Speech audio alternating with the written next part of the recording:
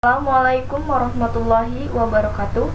Kami dari kelompok 4 izin mempresentasikan hasil diskusi dari kelompok kami tentang pendekatan dan teknik dalam pelaksanaan BK di sekolah dasar.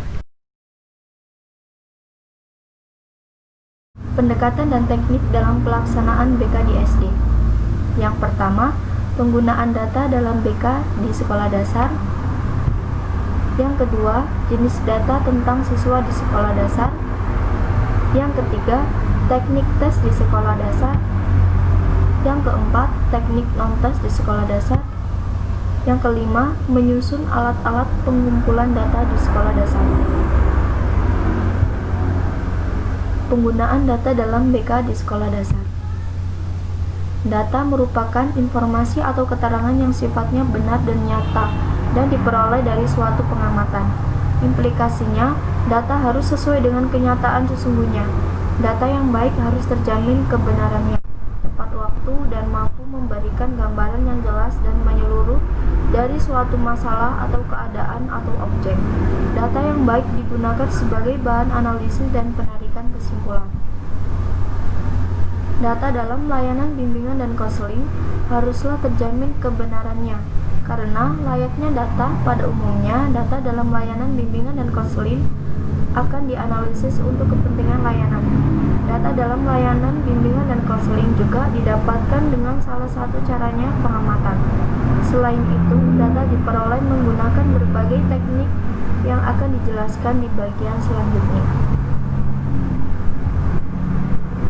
Jenis data tentang siswa di sekolah. Pada dasarnya, data ada dua jenis data yang perlu dikumpulkan dalam pelayanan BK yang efektif dan efisien, yaitu data pribadi dan data lingkungan. Data pribadi itu adalah berupa data perorangan, yaitu yang dikumpulkan dari masing-masing peserta didik. Dari data pribadi dapat diperoleh pemahaman tentang keunikan pribadi masing-masing peserta didik. Untuk memperoleh pemahaman yang utuh tentang keunikan pribadi setiap peserta didik, diperlukan data sebagai berikut. Yang pertama yaitu data kenal diri, lalu data tentang keluarga, data tentang perkembangan dan kesehatan, data tentang pendidikan dan hasil belajar. Ada pula data tentang kecerdasan, bakat, minat, aspirasi, dan cita-cita. Lalu data tentang keadaan lingkungan, kegiatan luar sekolah, penyesuaian sosial, nilai-nilai dan sikap. Data tentang kematangan emosional dan kebiasaan sehari-hari. Yang terakhir, data tentang masalah-masalah yang dihadapi. Yang kedua, data lingkungan. Data lingkungan ini berguna sebagai informasi dan penjelasan kepada para peserta didik. Selain itu, diperlukan untuk membantu peserta didik dalam proses penyesuaian. Adapun data lingkungan yang perlu dikumpulkan yaitu meliputi yang pertama ada data tentang informasi pendidikan, data tentang informasi jabatan atau pekerjaan, dan yang terakhir data tentang lingkungan sosial. Lalu ada pula sumber data. Sumber data itu adalah pihak-pihak yang dapat memberikan keterangan berupa data yang diperlukan. Sumber data itu ada yang primer dan ada pula yang sekunder. Sumber data primer atau langsung adalah apabila suatu data atau keterangan diperoleh langsung dari individu yang bersangkutan. Misalnya, data tentang pribadi seseorang peserta didik diperoleh langsung dari peserta didik yang bersangkutan. Lalu ada pula sumber data sekunder atau tidak langsung, yaitu adalah data yang diperoleh dari pihak-pihak lain. Misalnya, data tentang siswa A diperoleh dari orang tua atau dari teman dekatnya. Kedua macam sumber data itu digunakan untuk memperoleh data yang otentik. Untuk mengumpulkan data pribadi dan data tentang lingkungan dari berbagai sumber data dapat digunakan dua macam teknik, yaitu teknik tes dan teknik non-tes. Materi yang ketiga yaitu teknik tes di sekolah dasar. Data yang dikumpulkan dengan menggunakan teknik ini adalah data pribadi yang bersifat kemampuan potensial atau kemampuan dasar yang berupa kecerdasan, bakat, minat, dan lain-lain. Di samping kemampuan dasar, teknik tes juga digunakan untuk mengungkapkan kemampuan hasil belajar peserta didik, baik melalui tes yang terstandarisasi maupun melalui ujian atau tes buatan guru. Tes merupakan prosedur untuk mengungkapkan tingkah laku seseorang dan menggambarkannya dalam bentuk skala angka, atau klasifikasi tertentu.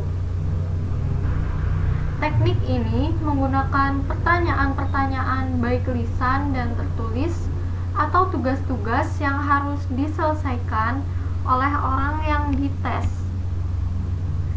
Berikut beberapa tes yang digunakan dalam layanan bimbingan dan konseling. Yang pertama ada tes hasil belajar atau achievement test. Lalu yang kedua, tes bakat dan tes minat. Yang ketiga, tes kepribadian, dan yang terakhir ada tes inteligensi. Yang keempat yaitu ada teknik non-tes di sekolah dasar.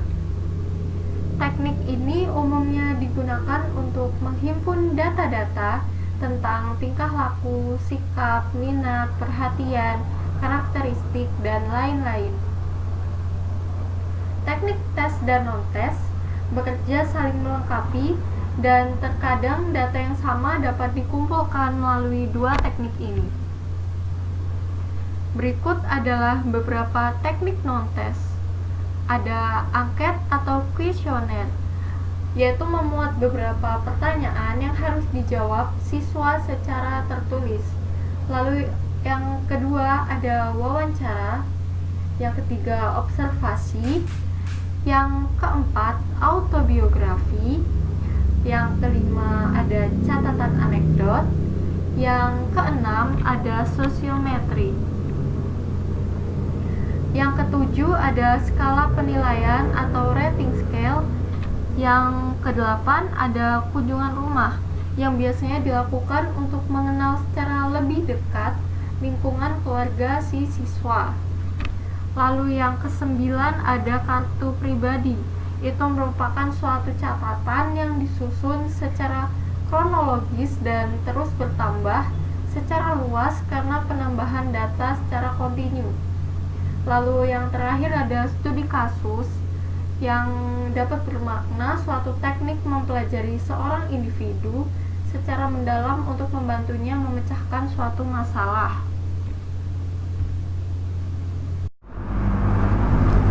Menyusun alat-alat pengumpulan data di sekolah dasar. Pengumpulan data diartikan sebagai proses atau kegiatan yang dilakukan peneliti untuk mengungkap atau menjaring berbagai fenomena, informasi, atau kondisi lokasi penelitian sesuai dengan lingkup penelitian. Dalam prakteknya, pengumpulan data ada yang dilaksanakan melalui pendekatan penelitian kuantitatif dan kualitatif. Mengumpulkan data dalam suatu penelitian, kita dapat menggunakan instrumen yang telah tersedia dan dapat pula menggunakan instrumen yang dibuat sendiri. Penggunaan instrumen yang telah tersedia adalah instrumen yang sudah ditetapkan atau dibakukan untuk pengumpulan data variabel penelitian yang telah ditentukan. Langkah-langkah dalam menyusun instrumen pengumpulan data. Secara umum, penyusunan instrumen pengumpulan data dilakukan dengan pentahapan sebagai berikut.